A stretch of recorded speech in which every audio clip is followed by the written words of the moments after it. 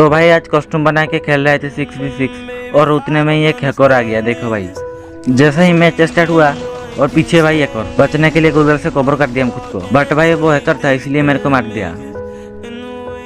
और वो हैकर देखते ही देखते सबको मार दिया एक साथ। इसका नाम माइकी है और ये हैक यूज किया है, पता नहीं कहाँ का बंदा है।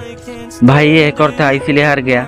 और भाई मैंने फिर से कॉस्ट्यूम बना के खेल रहे थे 6v6, फिर से भाई एक और हैकर आ गया था। भाई वो तो मैंने रिकॉर्ड नहीं किया क्योंकि वीडियो बहुत लंबा हो जाता। भाई आजकल हैकर बहुत ज़्यादा बढ़ गए हैं, जहाँ भी मैच खेलो भाई हैकर ही हैकर। भाई ये गेरेना क्या कर रहा है, जो हैक यूज नहीं करते उनका आईडी बैन हो जाता है और जो हैक यूज करते हैं उनका आईडी कुछ भी नहीं होता। गाइज एक सच बात बोलूं, मेरा भी आईडी बैन हुआ था 6 डे के लिए, अनबैन हो गया बट इस बार सस्पेंड हो गया, यानी कि ब्लॉक लिस्ट। गरेना को रिक्वेस्ट है इस गेम में जितने भी हैकर हैं सबका आईडी बैन करा दो।